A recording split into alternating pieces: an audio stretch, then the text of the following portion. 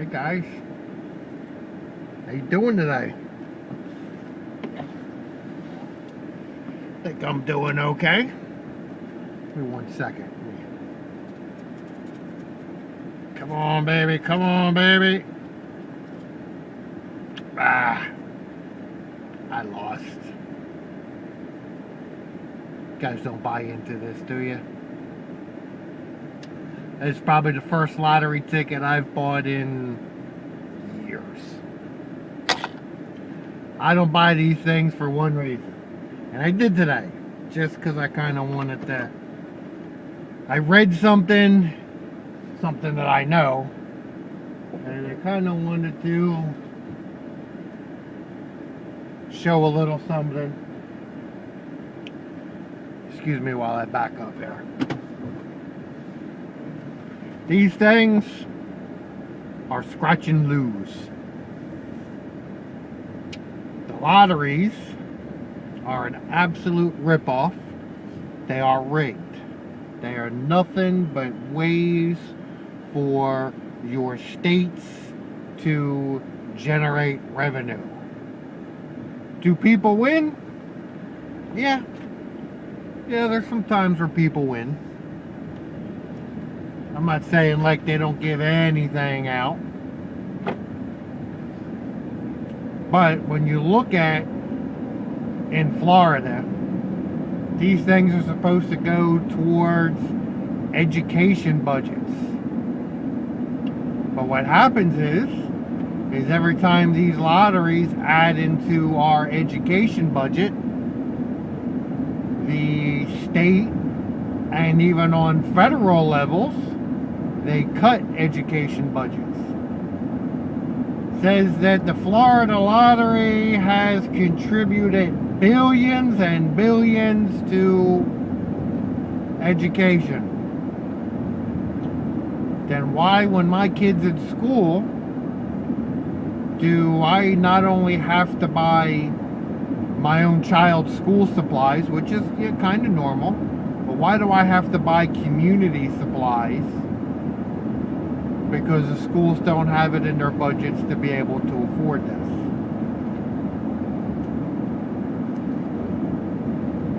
If you want to do anything to start fighting the system, even at the smallest level, don't buy into this crap right here. Let the other sheep get in line with their dollars and their $1 million dreams, or even in the case this year where we even had a $1 billion jackpot. Don't buy into it. So, today, I want to talk about something. I want to say that I am 43 years old, and in my 43 years, I have never used the term that you are a reflection of me to any of my kids. I've never seen one of my kids put on a pair of pants, put on a shirt, and me say, don't wear that, I don't like that, and that's a reflection on me.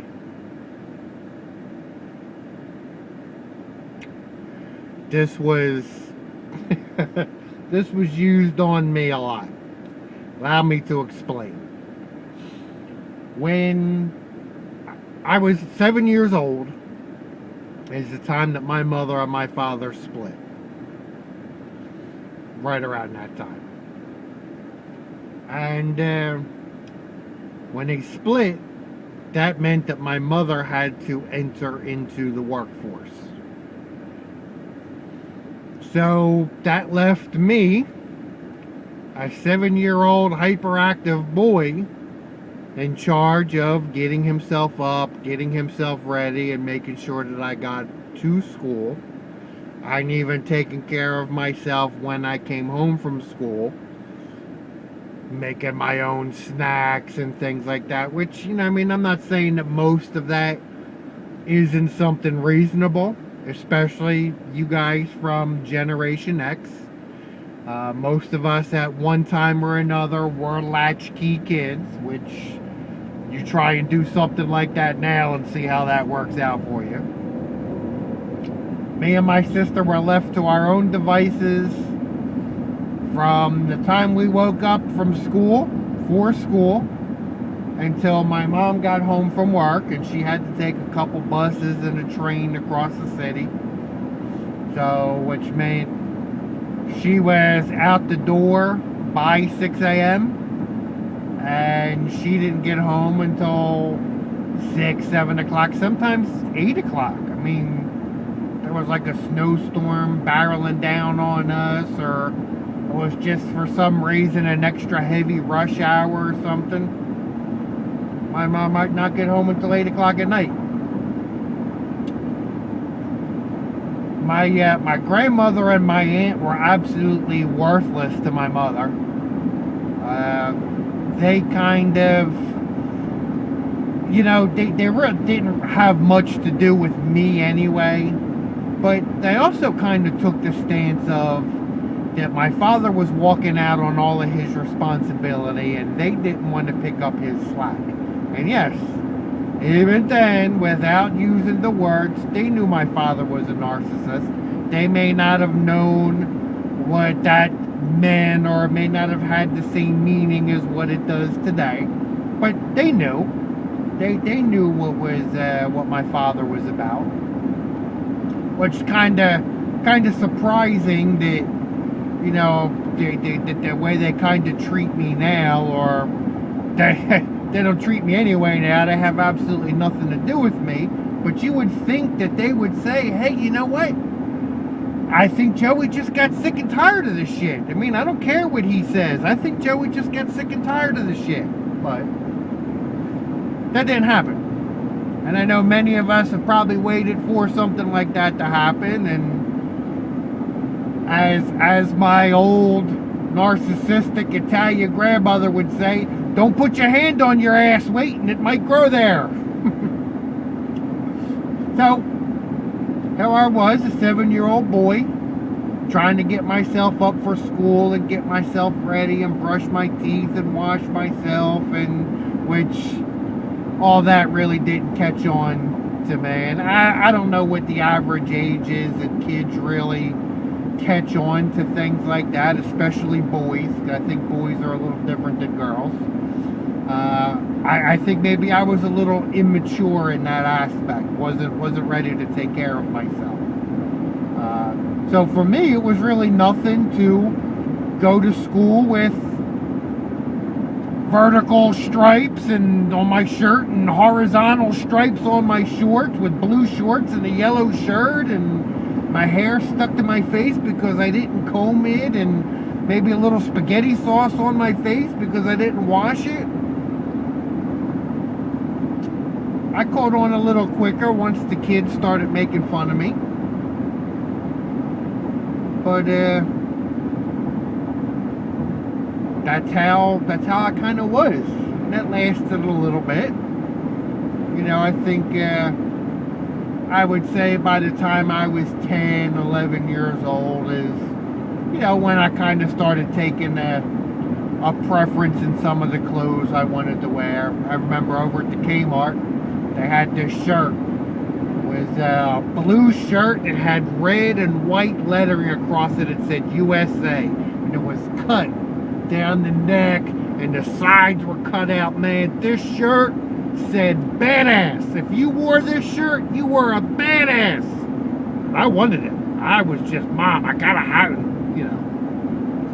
Mom really didn't have money. I mean, that was kind of, I guess, a specialty shirt, and Mom's budget was more the clearance rack. So I never got my USA shirt. But that's kind of the earliest memory that I have. Like I said, I was probably 10 years old. That's probably the earliest memory I have of really starting to take a preference in things like that. And it just kind of progressed from there. Kind of had my own style. And, you guys, Gen Xers, we know, man. We had our own thing. We did our thing. But when I moved in with my father, There wasn't none of that. Because I was a reflection on him. If people seen me in a shirt that was cut down the side or had that V cut out of the neck, oh no, that boy's trash, and his father must be trash because that boy's wearing that. That was my father's mentality. So when my father did take me to get clothing, my father was trying to dress me up like the perfect baby boomer. And I'm using that baby boomer thing again. Now remember, I don't think this about all baby boomers. There's a lot of baby boomers out there that I think are really good people. My father and my mother were your typical dictionary definition baby boomers that they talk about today that are just sucking the world dry. That's my mother. That's my father. That's what I was raised in. So, my father dressed me the way he wanted to.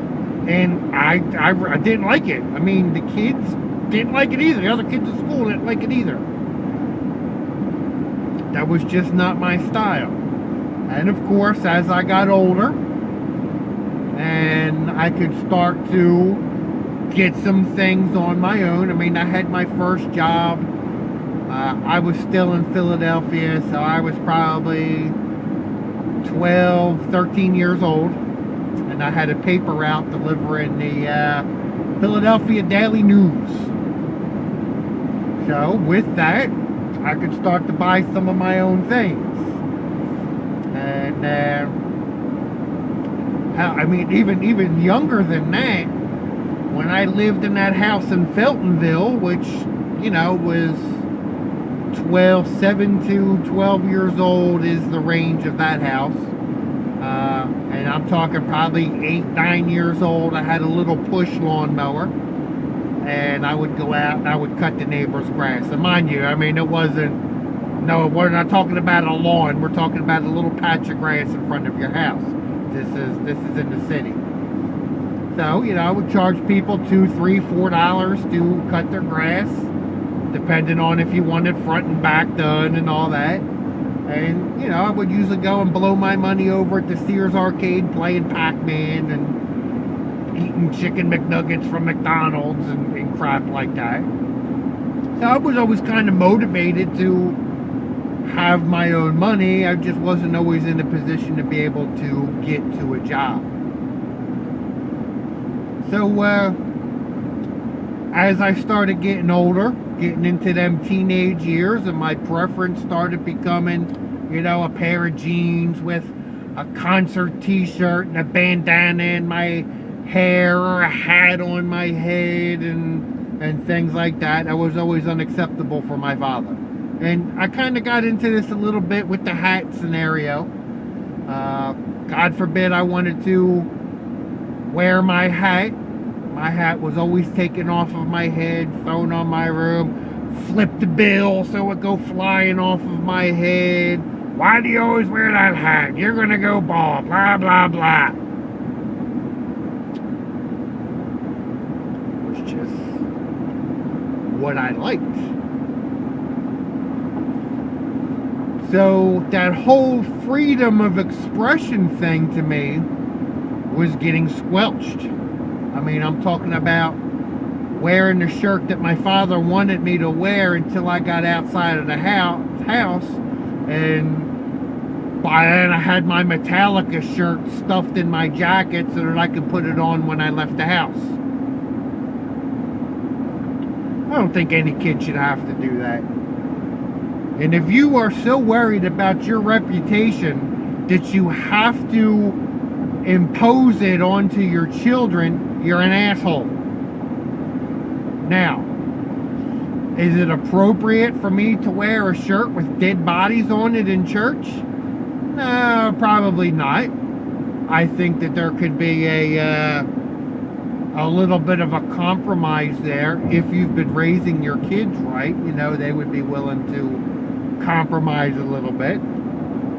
Not everybody, not all of them, but some. It's, you know, it's hard parenting. Excuse me. I know that.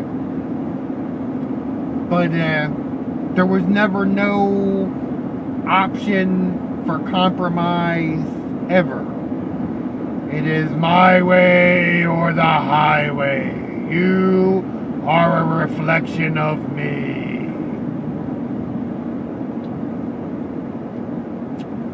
Okay. Kind of got it as I was older when I was working for him.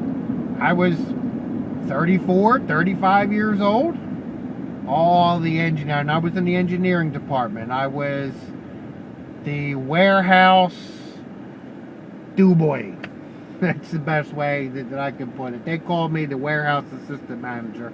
I was the do-boy. And according to my father, who was just like the boss of the place, I wasn't no more than a chunk of poop.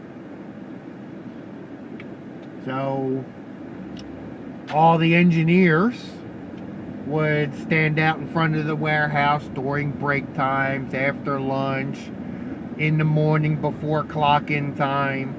People, tend to kind of gather around the time clock at the end of the day, the last 15 minutes or so.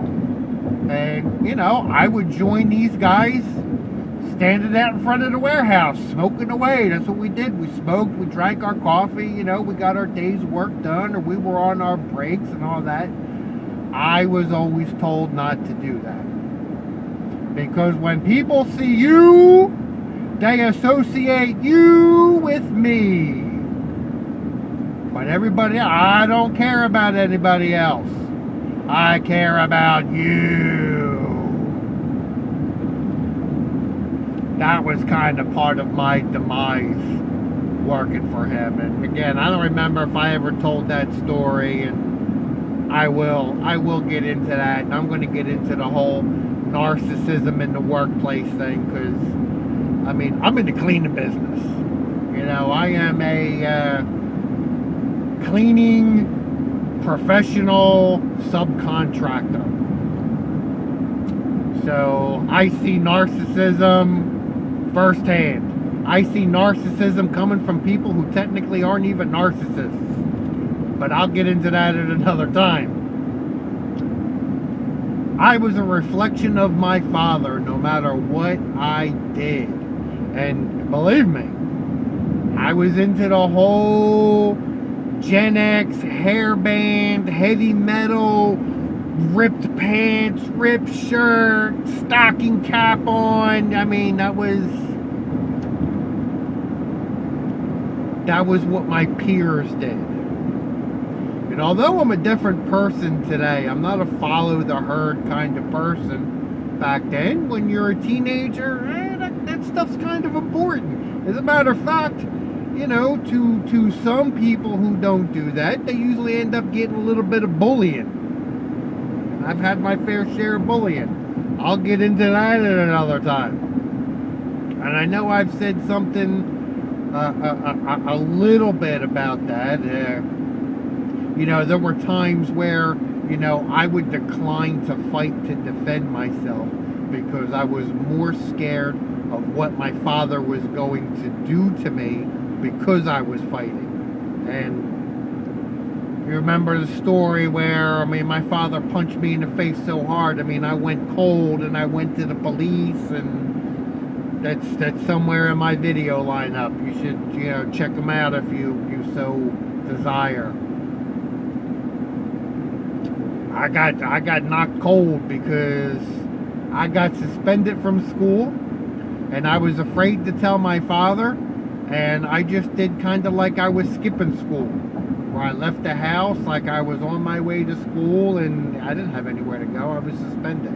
But I was so afraid to tell over something like that. You would figure, hey, Dad, I had this problem. I punched this kid in the face, and, I got suspended from school. Well, son, I'm glad you stood up and defended yourself. Fighting is wrong, but sometimes you have to do it.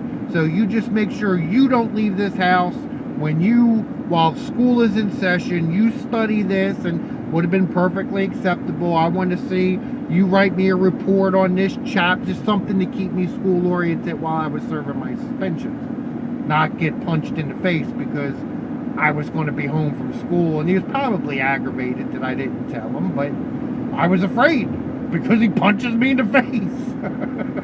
It's a catch-22. I'm damned if I do and damned if I don't. But back to my original thing here. Yeah, I've never said that. I've never said that to any of my kids. Never worried about what they were doing. They knew what they were doing to make sure that they fit into where they needed to fit into, or what they thought was nice. And you know, my daughter is a country girl. She's as country as a turnip green, man. She was never up in Philly or any of that stuff. She is Florida born and raised. She is all about the camo and jacked up trucks. She is very good with horses. She's had this one old horse forever, and she is just amazing the way she works with him. I am so proud of her. And that's what she chose. And I can put myself into that situation. I can hear my father calling me a redneck. Yeah. Not in a good way either, because I can tell my daughter, oh, you're the perfect little redneck girl. Yeah, that's right. We enjoy it. Hell, I think I do have a little bit of redneck in me. I've been in Florida long enough. And I'm talking about the good redneck. Everybody makes fun of a redneck until your car breaks down. So, I didn't do it to my son. And, you know, I mean, I had visitation with my son, not nearly as much as what I was supposed to by the court, nor even close to what I wanted. But I never said anything to him, and he was kind of the hoodie, baggy pants, kind of, you know, that's come through with his generation. Never once downed on him. Never once pulled his pants down on him or anything like that. And whatever my daughter gets into, and at 4.5 years old, let me tell you, this girl already knows what she wants to put on, because if I pull out a shirt, she will tell, oh no, Daddy, not that one. And she'll pick out the one she wants. She wants the one with the ponies today. She wore the one with strawberry shortcake last week. She doesn't want to wear it this week. And I do not force her to put it on. You know, within reason. You know, I don't want to say that I'm letting my daughter run amok. You know, there has to be some parental guidelines and a little bit of parental influence. No, honey, you don't want to wear a green shirt with the orange pants, or, I mean, I don't even know how all that fashion crap works. But, you know, and her mother helps her out with that. Her mom is the, you know, quintessential fashionista, but her mother doesn't do it to her either. Are your kids really a reflection on you? Well, yeah, technically they are. Do you have to impose your values on your kids, even though your kids are growing up in a different generation? No. I don't think that's right. I don't think that I should dress my son up in a Metallica t-shirt with ripped jeans. That's not his style. You probably don't know who the hell Metallica is. Well, he's probably old enough to know who they are, but that's not his style. Why would I impose that? Why is my father sending me to school in a button-down shirt with a sweater where the collar is just coming out of the sweater, jeans that made me feel like they were bell bottoms, and loafer shoes? I'll never forget that. That is what I wore on my first day of school when I moved in with my father.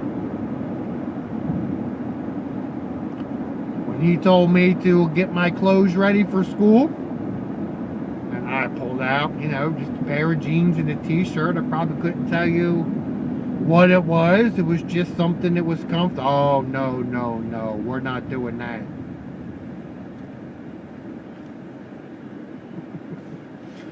We wonder why I'm crazy? No, I'm not crazy. And don't anybody ever think that you're crazy, even though they tell you you're crazy, because they all, when you ditch them, they decided to get together and have a psychotic tea party together and make you the subject of their conversation. You're not crazy. You're actually the sane one, because you realize that was a big crock of horse shit and got out of it. And don't you ever forget that. So, as I made this video and I'm coming out to work today, as you can tell, I don't have my hat on. I actually kind of fixed my hair up a little bit, and you know, I still kind of got on the grubby because I'm on my way to go clean something. But I wanted to do this just to kind of say that, yeah, I know how to clean up. I know how to clean up when I want to, when I need to. I use my judgment on what times are appropriate for what. I do things how I'm happy. And that's what I'm trying to teach my kids, without imposing my views onto them. You know what I'm saying? Alright, son, if you're going to wear the Slipknot shirt, you know, we're going to a restaurant, at least tuck it into your pants. Which, that's another thing. Oh my God, that just triggered something there. When I worked with my father, the uniforms were these button-down shirts with either black pants or black shorts.